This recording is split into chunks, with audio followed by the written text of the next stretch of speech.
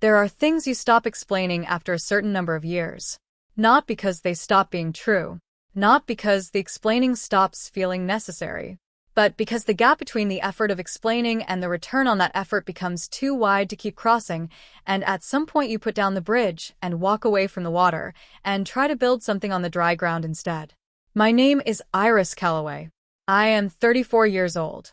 I am an industrial designer living in Portland, Oregon, and for 6 consecutive years I listened to my father describe my career to his clients, his colleagues, and the occasional stranger at a dinner table as something with design.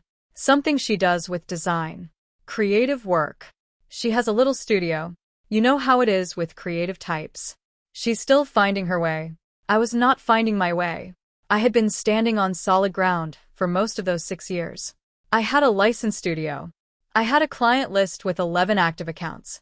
I had a product on the market that had moved 4,300 units in its first 18 months without a single dollar of family money behind it, without a single introduction from my father's network, without a single favor called in on my behalf by anyone who shared my last name.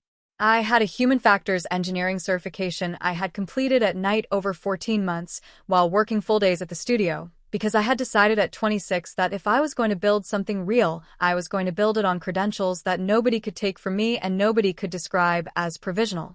I had done all of this quietly, methodically, in a rented studio space on Southeast Morrison Street in Portland, where the morning light came through the east-facing windows at an angle that made the drafting table feel like the exact right place to be. My father did not know about the certification. He did not know the client list had 11 names on it. He did not know about the units. He did not know most of the specifics of what I had built because I had stopped offering them somewhere around year 3 when I understood clearly and finally that the information did not change the introduction. I would tell him a number, and he would nod and say, "That's great, Iris," and the warmth in it was genuine. I believe it was always genuine. And then the next dinner, the next client, the next handshake at the edge of a conversation I had not been invited into, it would be the same sentence. Something with design. Still finding her way. He had not decided to keep saying it. He simply had never learned a different one. Before I explain what happened at the February dinner, I want to tell you about my father because this story does not make sense without him, and he is not a simple man to describe accurately. Douglas Calloway built his commercial interiors firm from a 2-person operation in a shared office space in 1993 to a 41-person firm with 3 regional offices by the time I was finishing high school. He did it almost entirely through relationships. That is not a small thing, and I have never treated it as one. He remembered every client's wedding anniversary, every contractor's kid's college major, every vendor's preferred coffee order, and the name of the vendor's dog if the vendor had mentioned it once in passing 3 years ago. He had a quality I recognized early and spent years trying to understand, which was the ability to make whoever he was talking to feel like the most important person in the room at that exact moment. Not performed. Not calculated. It was simply how he moved through the world, and rooms opened for him because of it, and they always had, and he had built something real and lasting on that foundation, and I respected it genuinely. He had 2 children. My brother Weston is 38. I am 34. Weston joined the firm at 23, straight out of a construction management program at the University of Oregon, and has been there in one capacity or another ever since. He manages the Chicago office now. He is good at the work, and my father tells people so, specifically and with visible pride, in the particular register of a man who recognizes his own competence reflected back at him from someone he helped shape. My father will say Weston's name and the name of a project in the same sentence, and the pride is genuine and uncomplicated and lands cleanly in the room. I have never resented Weston for any of this. I want to say that plainly because it is true. Weston did not take anything from me. He simply occupied a frequency my father had always been tuned to, and I had always been broadcasting on a different one, and for most of my life, I had believed the problem was my signal. I was the one who drew things. I built models out of cardboard and tape at the kitchen table when I was 9 years old, careful articulated models of things I had imagined, a better hinge for the cabinet under the sink, a differently balanced handle for the rake in the garage, small improvements to ordinary objects that nobody had asked for, and that I made anyway because the problem was interesting and the solving of it felt important.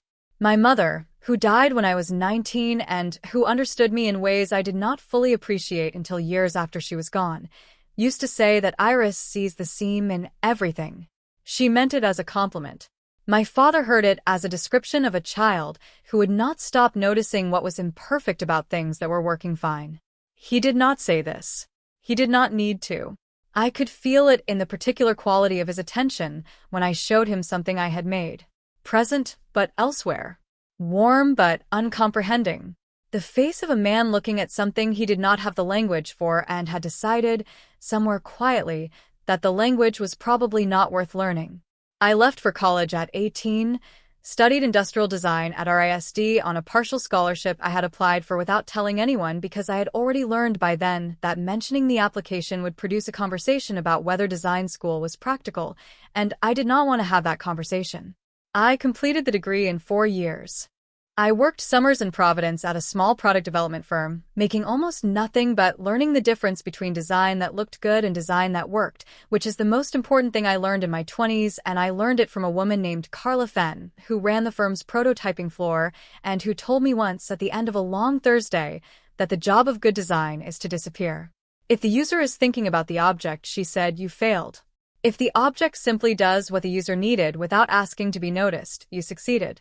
I have thought about that sentence many times since in contexts that had nothing to do with design. I moved to Portland at 23. I worked for 2 years at an established product design consultancy on the West Side, learning the business operations side of the work, how to write a proposal, how to structure a client relationship, how to price a project without undervaluing it or pricing yourself out of the room. I left at 25 to start the studio. I used $14,000 of savings, a second-hand CNC machine I had found through an industry listing, and a rented space on Southeast Morrison that had good light and a freight elevator, and a landlord named Gerald Park who did not ask too many questions as long as the rent arrived on the first of the month.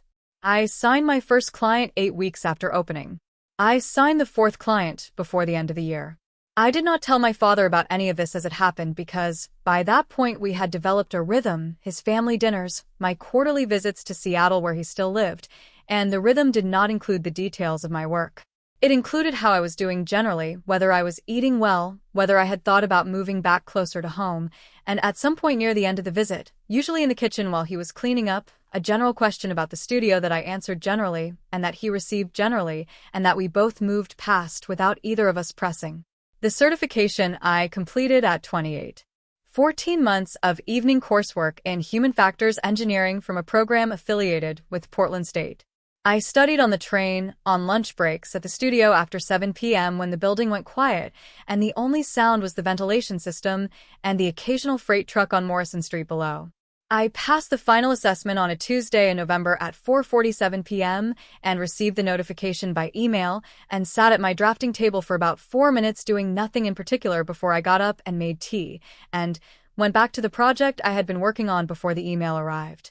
I framed the certificate myself the following Saturday morning. I hung it on the wall above the studio door with a level and 2 small nails because I had decided it deserved to be straight and nobody else was going to hang it.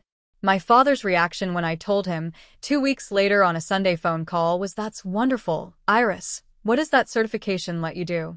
I explained. He said, "That sounds very useful." There was a warmth in it.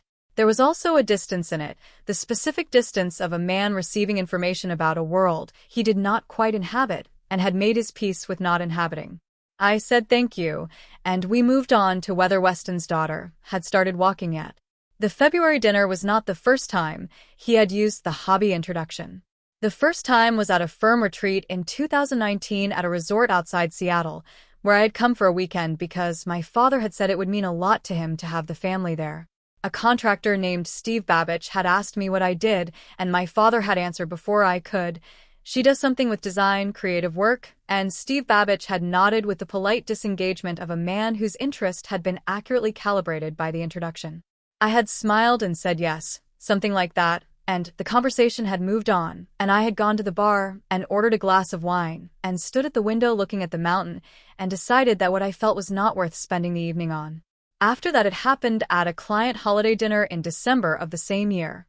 Then at a contractor appreciation lunch the following spring where I had come because my father was short on family representatives and asked me to fill in. Then at a charity gala for a children's hospital foundation where two of his clients had tables and my father had two empty seats and called me on a Thursday to ask if I was free Saturday. Each time the introduction was the same. Something with design. Creative. Still finding her way. Each time I let it stand. Each time I drove home afterward with the low-grade exhaustion that lived behind my eyes and took most of the next day to clear, not from the introduction itself, but from the cumulative weight of having let it stand again. I had talked about this pattern with Dr. Sandra Obi, my therapist, whose office on Northwest Glisson had a tall window that looked onto a courtyard below, and who had a quality of stillness that made it possible to say true things without preparing them first. She had asked me once, in a session in the fall of 2023, what I was protecting by not correcting the introduction. I had sat with the question for longer than I usually sat with her questions. I had said eventually that I thought I was protecting him from the discomfort of being wrong in a room where being wrong had a cost. She had waited. I had tried again.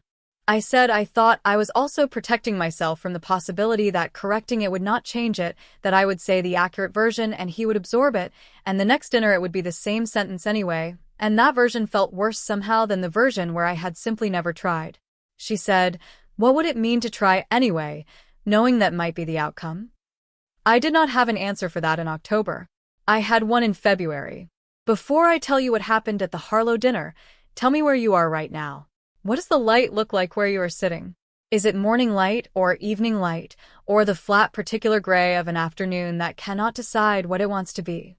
I think about light a lot in this story because the whole thing turns on a moment of visibility, on being seen clearly in a room that had not been designed for it, and those moments always seem to happen in a specific quality of light that you remember afterward, even if you cannot describe it. My father called me on a Tuesday afternoon in late January at 3:47 p.m.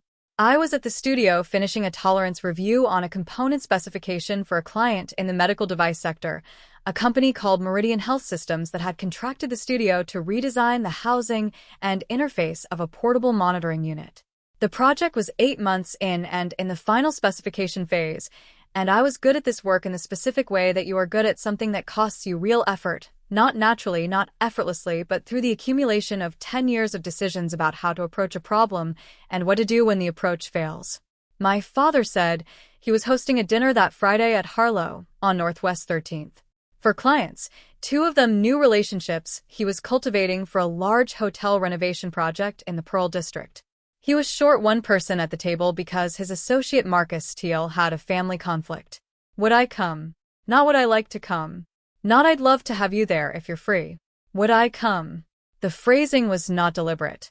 It was simply the phrasing of a man who had never had to consider that the answer might be no. I said yes. I wrote it in my calendar at 3:52 p.m. Dinner. Dad. Friday. Harlow.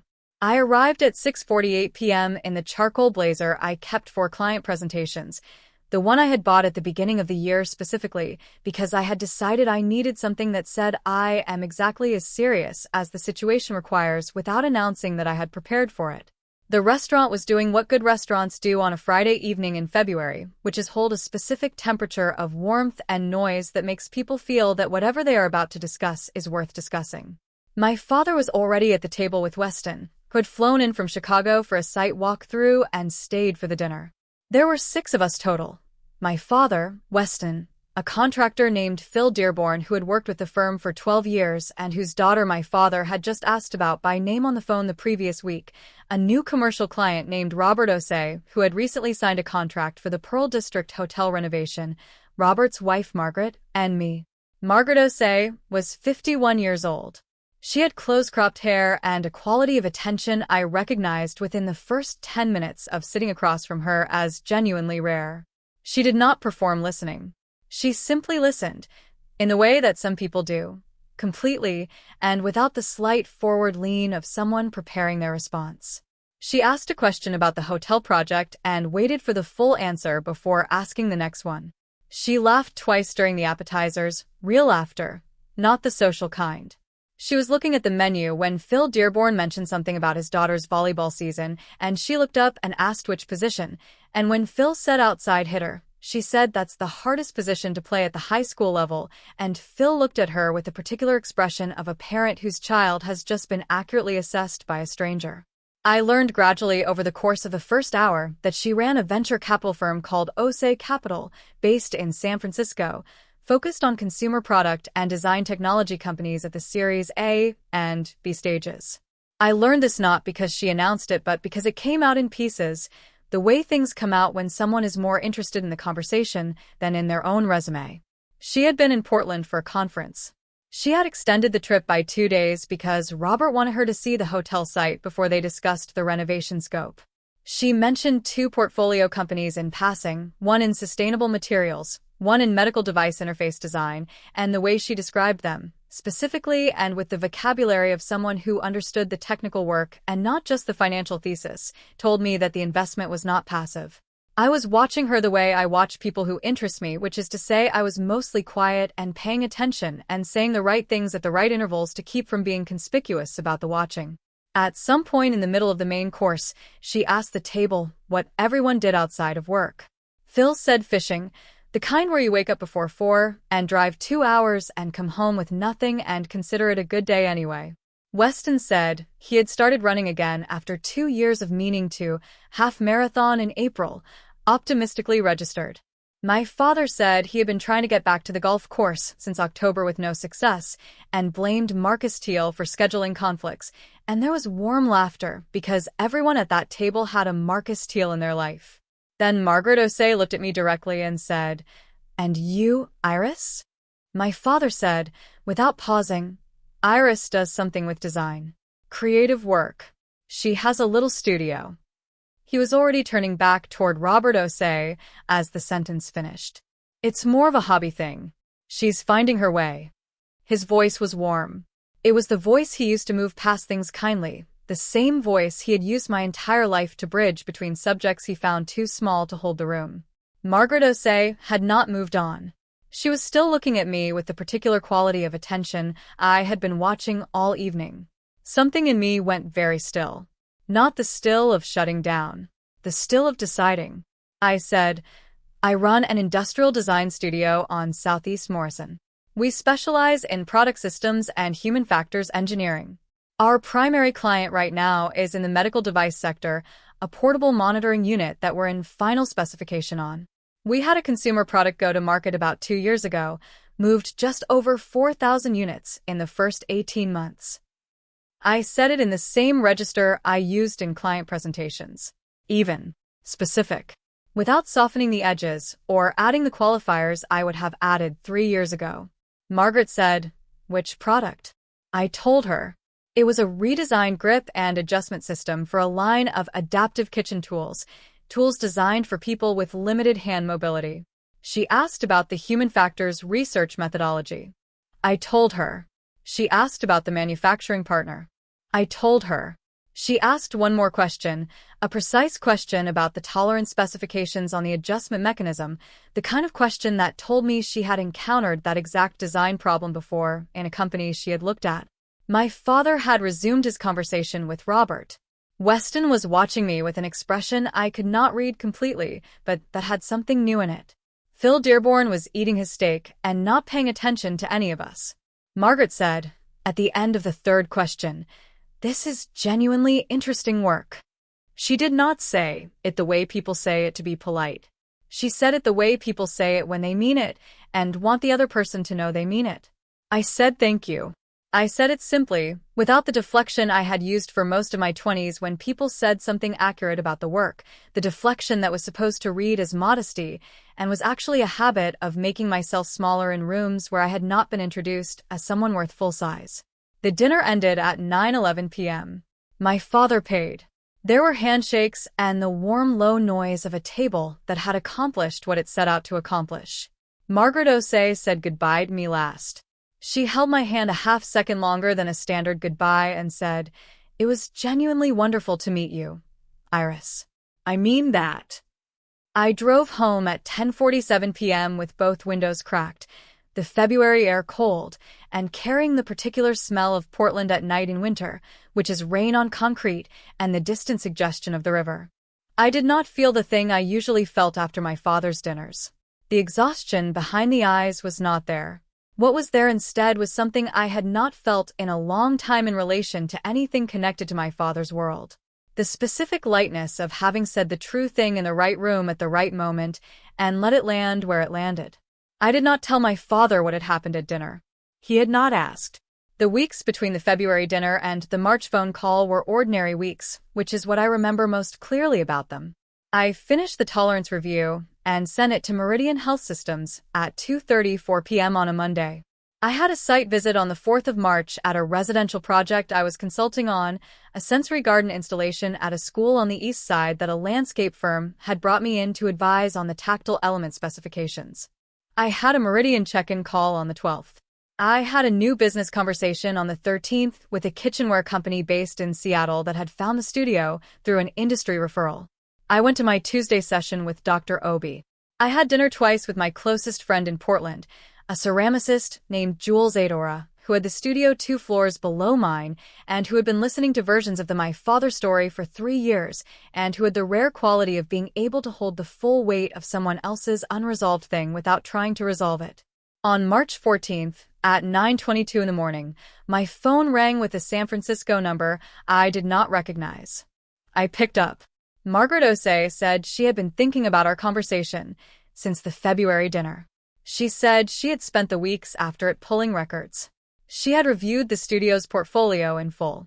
She had looked at the consumer products market performance data, which was publicly available through the retail distribution filings.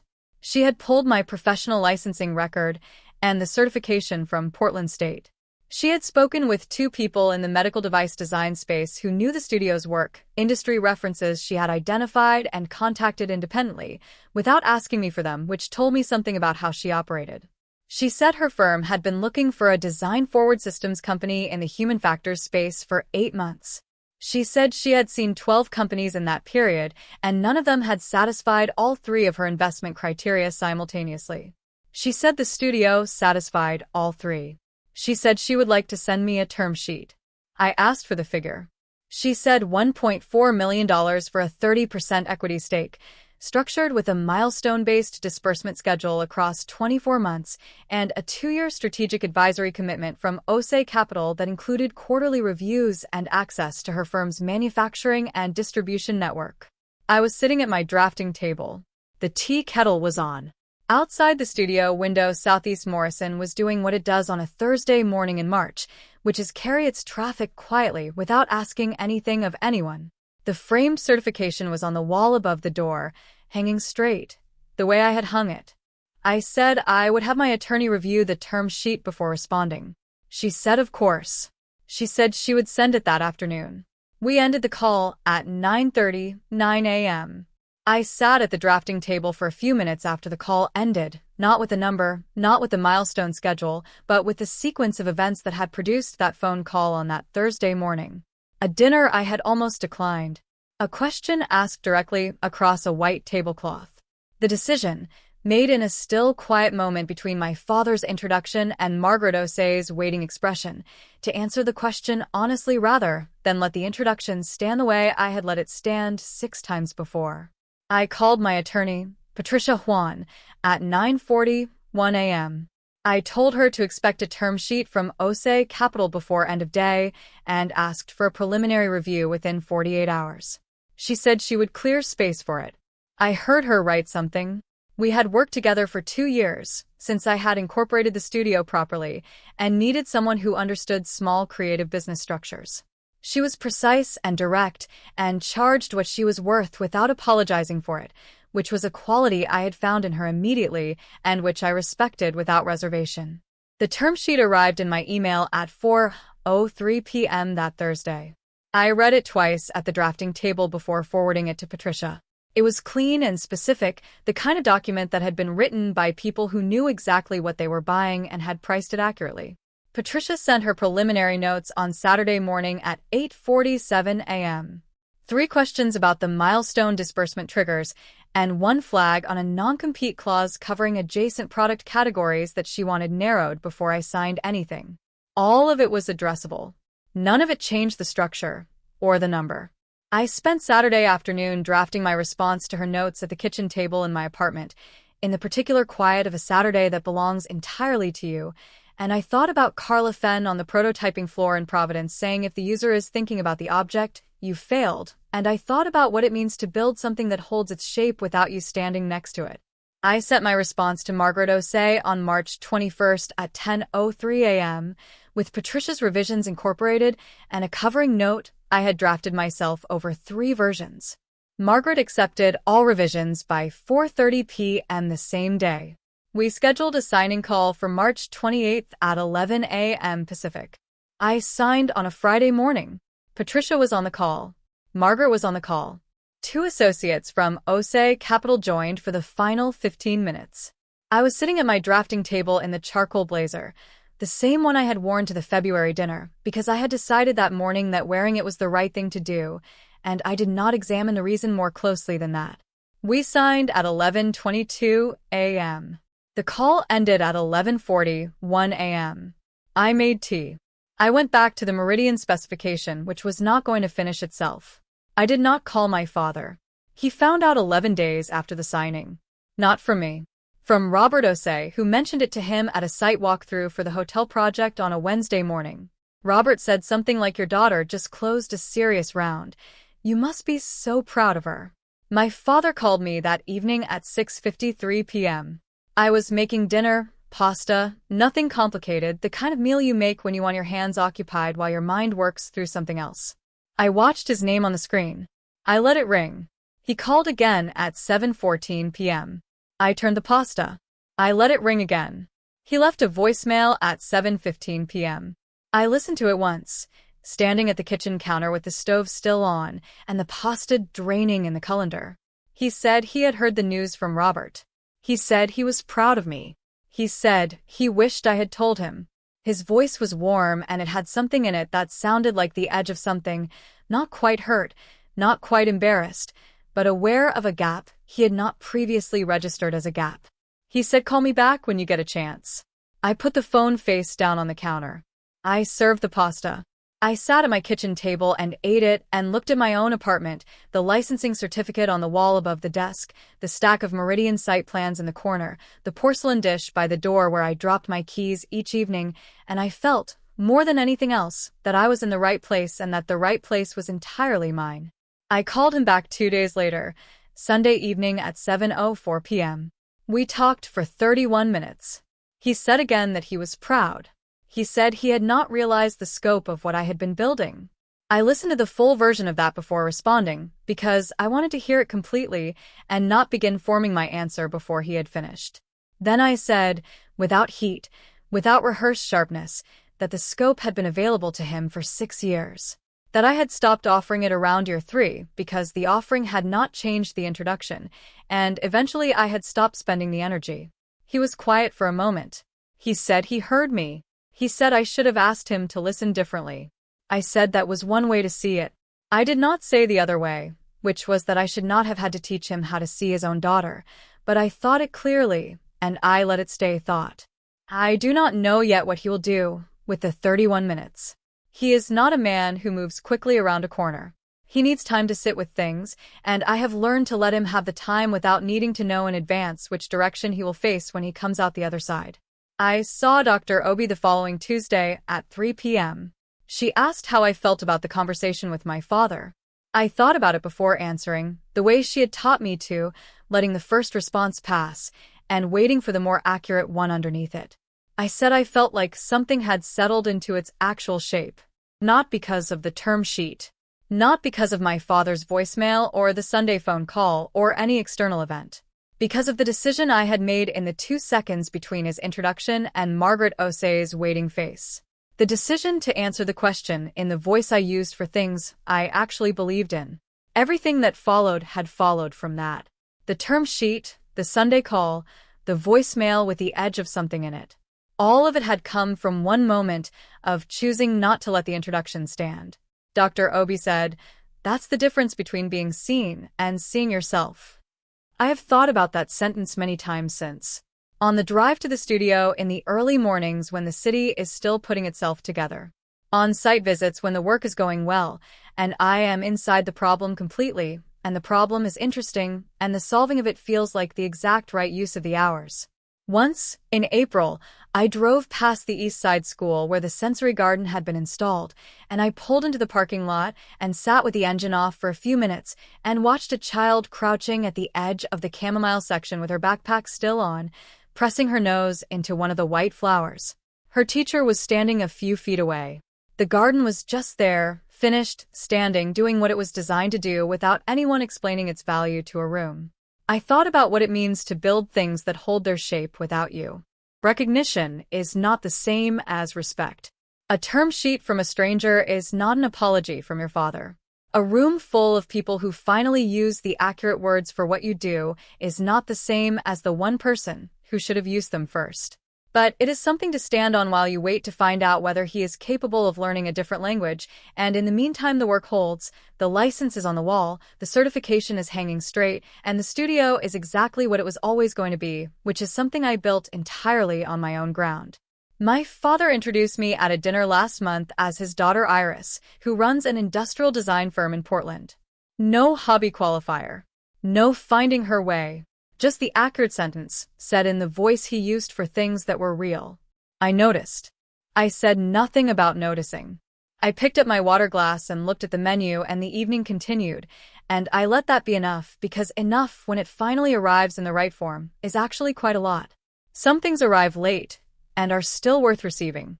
Some distances close slowly and incompletely, and that is still closing. Some languages are learned in the 7th year, and that is still learning. I am not waiting for my father to become a man. He has not been. I am not holding the door open on the version of this story where everything resolves in a single phone call and the distance closes cleanly and we arrive together at the place I needed us to be when I was 26 building something alone in a rented studio on Southeast Morrison with a good east-facing light and a landlord who did not ask questions as long as the rent arrived on the first. That story is not this one. This one is the one where I went to a dinner I almost declined, answered a question honestly in the voice I use for things I believe in, and built something that held its shape without anyone's permission. I think that is the better story, anyway. If you have been building something in a room where the people closest to you have not yet found the accurate words for what you are doing, I want to ask you something. If you were in Iris's place, would you have called your father yourself and told him about the term sheet and given him the chance to say the right thing first? Or would you have let him find out the way he did, from someone else, in the order that the world actually delivered it? The stories shared on this channel are presented for narrative and reflective purposes only. Names, identifying details, and specific circumstances have been altered to protect privacy. This channel does not provide legal, financial, or professional advice of any kind.